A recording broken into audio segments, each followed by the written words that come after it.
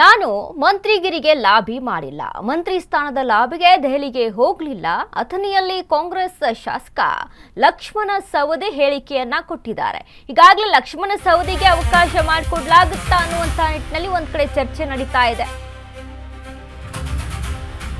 BJP ಬಿಟ್ಟು ಕಾಂಗ್ರೆಸ್ ಸೇರ್ಪಡೆ ಆದಂತ ಲಕ್ಷ್ಮಣ ಸವದಿ ಮಂತ್ರಿ ಸ್ಥಾನದ ಲಾಬಿಗೆ ದೆಹಲಿಗೆ ಹೋಗಲಿಲ್ಲ ನಾನು. ಅಥಣಿಯಲ್ಲಿ ಕಾಂಗ್ರೆಸ್ ಶಾಸಕ ಲಕ್ಷ್ಮಣ ಸವದಿ ಹೇಳಿಕೆ. ಸಂಪುಟ ವಿಸ್ತರಣೆಗಾಗಿ ನಾವೆಲ್ಲರೂ ಕಾಯುತ್ತಿದ್ದೇವೆ. ನನಗೂ ಸಚಿವ ಸ್ಥಾನ ದೊರೆಯುವ ಯೋಗ ಇದೆ ಅನ್ಸುತ್ತೆ. ಇನ್ನು 1 ವಾರದೊಳಗೆ ಸಂಪುಟ ಭರ್ತಿ ಆಗುತ್ತೆ. ನಿಮಗೆ 1 ವಾರದ ಬಳಿಕ ಎಲ್ಲವೂ ತಿಳಿಯಲಿದೆ. ಸಚಿವ ಸ್ಥಾನದ ಡಿಮ್ಯಾಂಡ್ ಇಟ್ಟಿದ್ರ ಲಕ್ಷ್ಮಣ ಸವದಿ? ಕಾಂಗ್ರೆಸ್ ಸೇರ್ಪಡೆ ವೇಳೆ ನಡೆದಿದ್ದ ಒಪ್ಪಂದ ಏನು?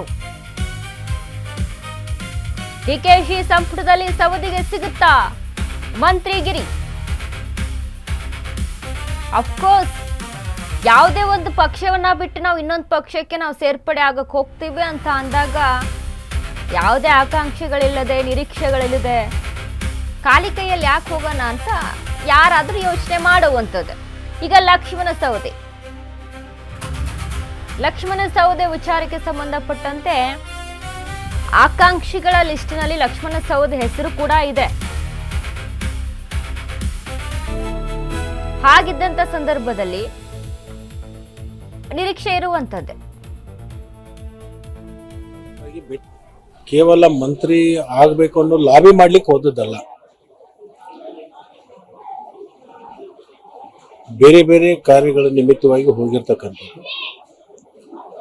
ಆ ಸಂದರ್ಭದಲ್ಲಿ ಮಾನ್ಯ ಈಗಿನ ಮುಖ್ಯಮಂತ್ರಿಗಳು ಮತ್ತು ಹಿಂದಿನ ಮುಖ್ಯಮಂತ್ರಿಗಳು ದಿಲ್ಲಿಗೆ ಬಂದಿರೋದ್ರಿಂದ ಅವರಿಗೆ ಸಹಜವಾಗಿ ಭೇಟಿ ಆಗ್ತಕ್ಕಂಥದ್ದು ನಮ್ಮ ಕರ್ತವ್ಯ ಮತ್ತು ಜವಾಬ್ದಾರಿ. ಭೇಟಿಯಾಗಿ ಬಂದಿದ್ದೀವಿ. ಮಂತ್ರಿಮಂಡಲ ವಿಸ್ತರಣೆ ಮಾಡಬೇಕು ಅಂತಕ್ಕಂಥದ್ದು ಎಲ್ಲರಲ್ಲೂ ಕೂಡ ಈ ಭಾವನೆ ಇದೆ. ಕೇಂದ್ರ ಸರ್ಕಾರದಲ್ಲಿ ಈ ನೀಟ್ ವಿಷಯವಾಗಿ ಸ್ವಲ್ಪ ಪ್ರತಿಭಟನೆ ಅವು ನಡೆದಿರೋದ್ರಿಂದ ಕೇಂದ್ರದ ವರಿಷ್ಠರು ಆ ಒಂದು ಪ್ರತಿಭಟನೆಯಲ್ಲಿ ಸ್ವಲ್ಪ ಬಿಜಿ ಆಗಿರೋದ್ರಿಂದ ಅದು ಸಭೆ ಮಾಡಲಿಕ್ಕೆ ಅವಕಾಶ ಆಗಿಲ್ಲ. ಕೇವಲ ಮಂತ್ರಿ ಲಕ್ಷ್ಮಣ ಸವದಿ ವಿಚಾರಕ್ಕೆ ಸಂಬಂಧಪಟ್ಟಂತೆ ಬಿಜೆಪಿ ತೊರೆದು ಕಾಂಗ್ರೆಸ್ಗೆ ಸೇರ್ಪಡೆ ಆದಂತ ಸಂದರ್ಭದಲ್ಲಿ ಕೆಲವೊಂದಿಷ್ಟು ನಿರೀಕ್ಷೆಗಳು ಇದ್ದೇ ಇತ್ತು. ಸುಮ್ಮನೆ ಒಂದು ಪಕ್ಷ ಬಿಟ್ಟು ಈಗ ನೋಡಿ ಬಿಜೆಪಿಯಲ್ಲಿ ಪ್ರಬಲ ನಾಯಕ ಲಕ್ಷ್ಮಣ ಸವದಿ ಅಂತ ಅಂದ್ರೆ ಅವರ ಈಗ ಅಥಣಿ ಕ್ಷೇತ್ರ ಅಂತ ಬಂದಾಗ ಆ ಕಡೆ ಭಾಗದಲ್ಲೂ ಕೂಡ ತಮ್ಮದೇ ಆದಂತ ಪ್ರಾತಿನಿಧ್ಯ ಇದೆ. ಬಟ್ ಈಗ ನಾನು ಮಂತ್ರಿಗಿರಿಗೆ ಲಾಭಿ ಮಾಡಿಲ್ಲ ಅಂತ ಹೇಳ್ತಾ ಇದ್ದಾರೆ, ಬಟ್ ಆಕಾಂಕ್ಷಿ ಆಗಿದ್ದಾರೆ.